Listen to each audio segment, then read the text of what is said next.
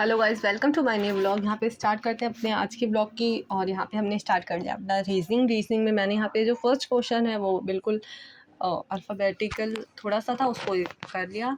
Second one था कि जैसे कि आपका फर्स्ट का रिलेशन जैसा भी सब्जेक्ट का है वही आपको थर्ड वाले का फोर्थ के साथ है। यहाँ पे अपोजिट रिलेशन था तो वो वाला भी हो गया था।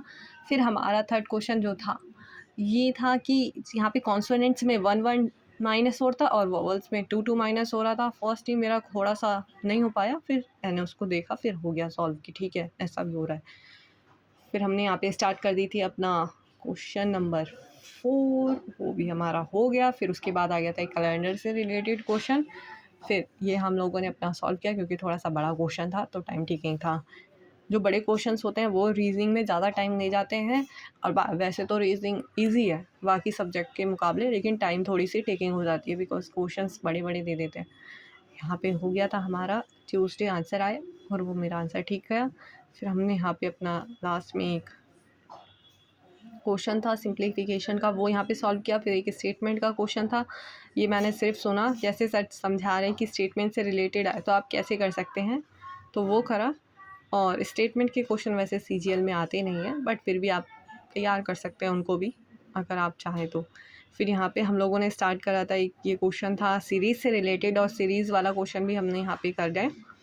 उसके बाद यहाँ पे मेरा आंसर आ गया था 26 और सर ने भी 26 बताया। ठीक है, ये लास्ट वाला क्वेश्चन ये बहुत ज़्यादा कठिन था, मैं बता दूँ। मतलब पूरा आपको जो है ना कि आप जितना भी पढ़ के गए हैं तो पूरे पूछ रहे थे कि आपने कितना पढ़ा है, आपने पूरा अपना दिमाग यहाँ पे खर्च करो तो फिर ये आपको एक नंबर मिलेगा, वो वाला क्वेश्चन था ये। और यहाँ पे 3 जो थे टीचर हैं, सॉरी 4 टीचर हैं, 3 सब्जेक्ट्स हैं और वो टीचर में से कुछ मैरिड है कुछ अनमैरिड है। उस हिसाब से ये बनाया था, मैंने आंसर निकाल लिया था अनुसार और आंसर तो आ गया था, बट बहुत ज़्यादा टाइम टेकिंग था। और आज हमने इंग्लिश में स्टार्ट कर दिया है 1 वर्ड सब्स्टिट्यूशन, और इसमें आज मैम सारे के सारे डॉक्टर्स के बारे में बता रही हैं। हम जनरली बोलते हैं सिर्फ डॉक्टर डॉक्टर के घर जाके कि हमें इलाज कराना है, तो ये हमारे डॉक्टर हैं। और डॉक्टर के भी अलग अलग नाम हैं, वो सारी चीज़ें मैम ने यहाँ पर बताई हैं और हमने सबको कर लिया है नोट डाउन, बिकॉज पेपर के पॉइंट ऑफ व्यू से हर चीज़ इम्पॉर्टेंट है तो फिर लिखनी पड़ेगी। यहाँ पे मैम ने सबसे पहले गायनोलॉजिस्ट के बारे में बताया, फिर ऑप्टिशियंस के बारे में बताया जो चश्मे से रिलेटेड है, और फिर फिजिशियन के बारे में बताया। और ऐसे सब चीज़ों के बारे में मैम ने बहुत सारे डॉक्टर्स के बारे में बताया। आज हमें अलग अलग तरीके के डॉक्टर के बारे में पता चला, जैसे कि डर्माटोलॉजिस्ट मतलब स्किन से रिलेटेड। मैम ने डर्माटोलॉजिस्ट को बताती हूँ कैसे याद किया था, डर्मिकूल आता है ना, डर्मिकूल स्किन का पाउडर, तो सीधे डर्माटोलॉजिस्ट उससे याद करा दिया कि वो स्किन से रिलेटेड जो भी डिसीज़ से रिलेटेड उससे कर रहे हैं, ट्रीट कर रहे हैं आपको, तो फिर वो डर्माटोलॉजिस्ट है। और ऐसे ही सारी चीज़ें मैम ने रिलेट करके ही पढ़ाई है। मैम का बहुत अच्छा ये कि रिलेट करके पढ़ाएंगे, आपको सब चीज़ याद हो जाएगा। उसके बाद हमने यहाँ पे स्पेलिंग एरर्स के बारे में मैम ने बताया। और यहाँ पे स्पेलिंग एरर में आपको जो भी लगता है कि आपको लिख लेना चाहिए तो मतलब कि काफ़ी कम लिखना होता है। यहाँ पे मैम ने जो मोस्ट बताया कि ये रिपीटेड स्पेलिंग एरर हैं, बहुत बार आए हैं, तो मैंने उन सब चीज़ों को नोट डाउन कर लिया। फिर यहाँ पे लास्ट में इसी वीडियो में मैम ने थोड़े से 1 वर्ड सब्स्टिट्यूशन और भी कराए थे, तो वो भी हम लोगों ने यहाँ पे मतलब अपने नोट्स बना लिए, बिकॉज के नोट्स साथ में रहे तो फिर सब चीज़ रहता है, बार बार हम वीडियो को दोबारा नहीं देख सकते, तो अपना नोट्स अच्छे से बना के चलना चाहिए। और अभी जो है यहाँ पे हमारा ये भी हो गया। फिर हमने स्टार्ट कर दिया था अपना करंट अफेयर में हमने यहाँ पे हमारा जो क्वेश्चन था वो था कि WHO ने अभी जॉर्डन को कुष्ठ रोग मुक्त देश घोषित किया है, मतलब वहाँ पे अब कुष्ठ रोग से संबंधित कोई भी व्यक्ति पीड़ित नहीं है। तो फिर यहाँ पे WHO के बारे में बताया है, वर्ल्ड हेल्थ ऑर्गेनाइजेशन, और ये 7 अप्रैल 1948 को बनाया है।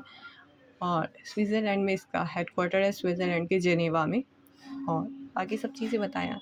अनुराग गर्ग के बारे में बताया, ये कि सर होंगे, ये नारकोटिक कंट्रोल बोर्ड के अध्यक्ष बने अभी, हेड।